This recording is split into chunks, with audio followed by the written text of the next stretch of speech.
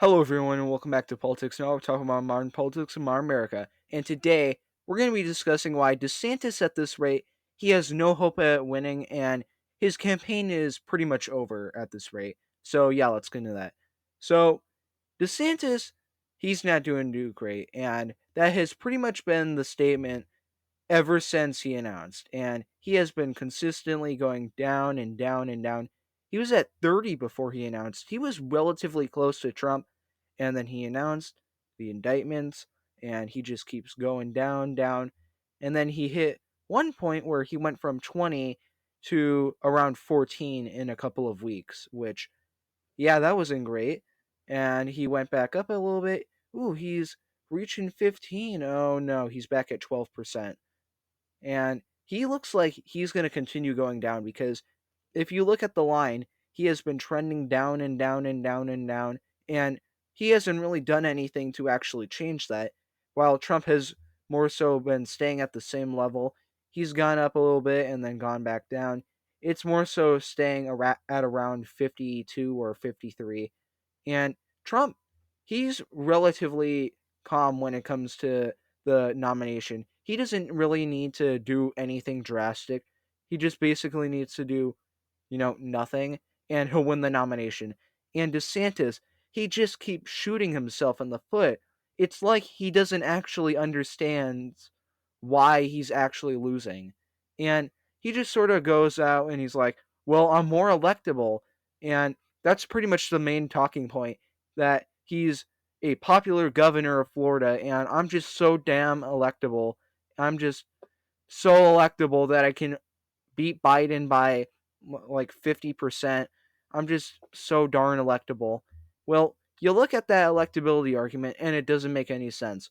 Trump, he's currently beating Biden in the polls, which Trump, he never does well in the polls. He has never done well in the polls. Even in 2016, he was doing terrible in the polls, considering how generally before then, if you were winning in the polls, you had a pretty good shot at winning the presidency.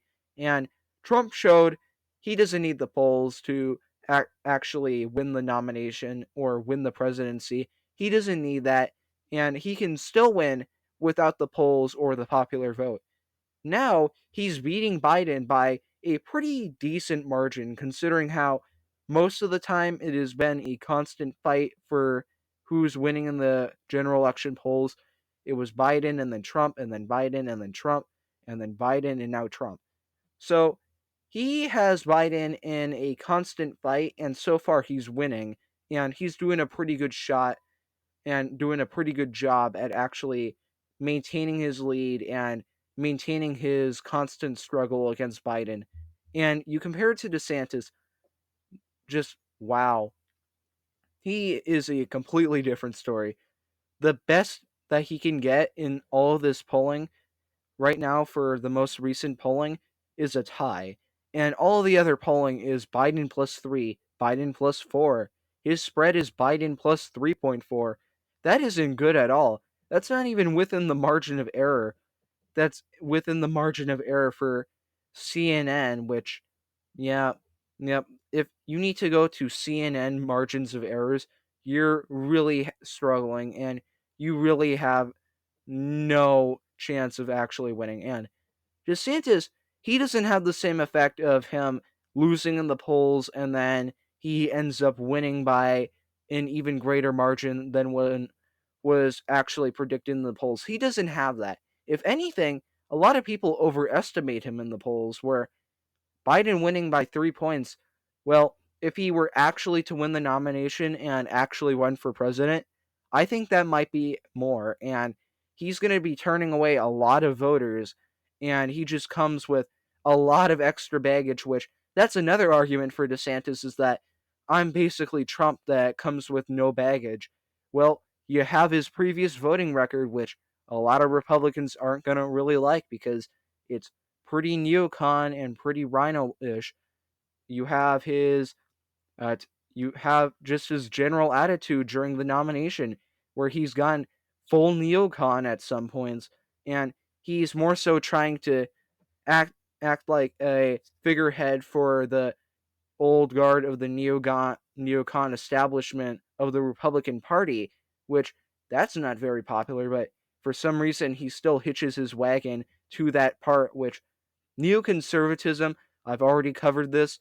It's a pretty much a corpse on fire that is about to be shot in the head once Trump wins the nomination and if he ends up winning the presidency. So DeSantis, he's hitching his wagon to essentially a sinking ship on fire, and for some reason, he's so determined to keep it on that he is willing to destroy his own reputation just so he can appease those people. And it's going to drag him down and it's going to kill his political chances at any future political career. He's not going to have any future career in the House, the Senate, or even another governorship. He's not going to have that because he had to throw everything away for 2024. And, well, you get to see how that turned out, where he's at 12% and he's losing by almost 44 points to Trump. That's that's just embarrassing. How do you lose that badly? How do you go from a popular candidate who had a lot of support of your main opponent's base, and now you're not even really liked by a lot of the people who would normally support your policies because you've mishandled your campaign and completely misunderstood your voters and your base so hard that you lost over half of your base within what, 4 months? It hasn't even been that. He has lost all of his base in such a short amount of time.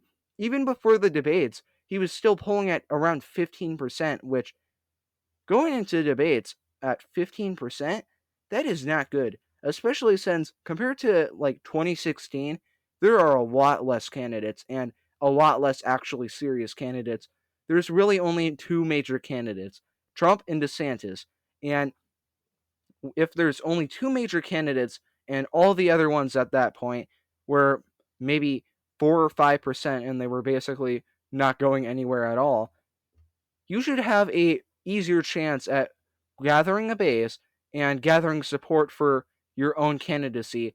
But he still hasn't done that, and now he's losing to the third place guy who's at 7% in a lot of these polls, which, given the fact that he's losing that badly and Trump is at his all-time high, and he really doesn't have any real signs that Trump is going to go down or DeSantis is going to rise.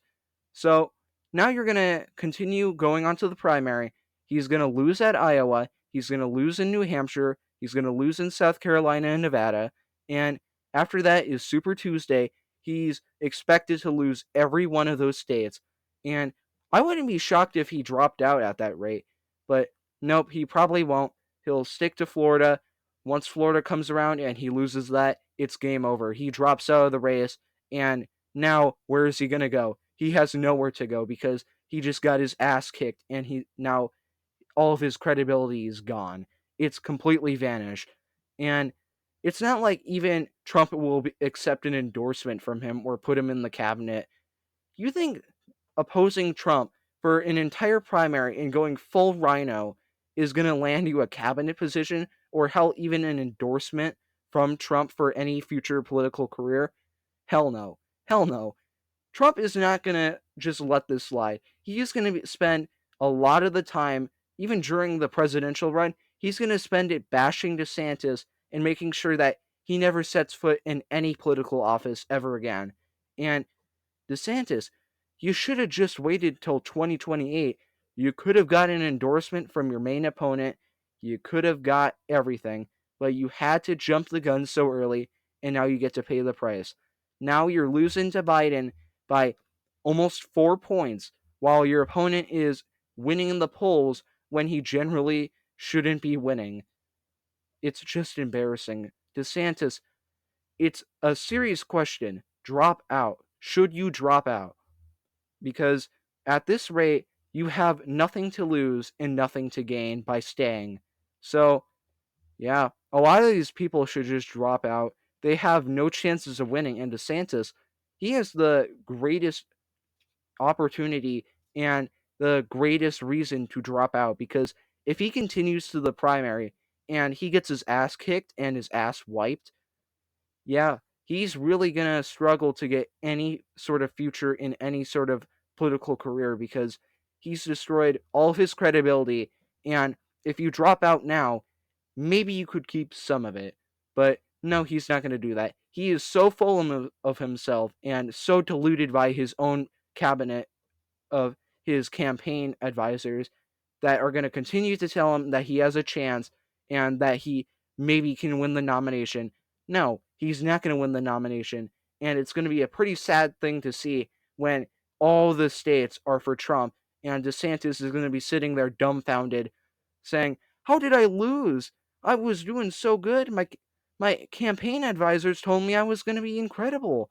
And looking at the polls, it's not going to go too well for DeSantis, and he really has only himself to blame. And when he's standing there wondering how he screwed up this badly, well, you only have yourself to blame, and guess what? You're not getting any future political career. It's just how it is.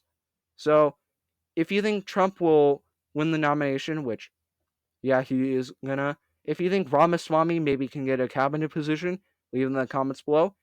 DeSantis, if you think he can win, I don't know, leave them in the comments below. Yeah, it's not realistic at all, but maybe. If you think he can win a cabinet position, maybe, I don't know. Maybe Trump will get drunk, or I don't know, maybe he'll get high. Maybe offer him a cabinet position. I don't know. So, if you think all of that, leave in the comments below. Leave all the other stuff in the comments below, and I'll see you guys next time. Bye.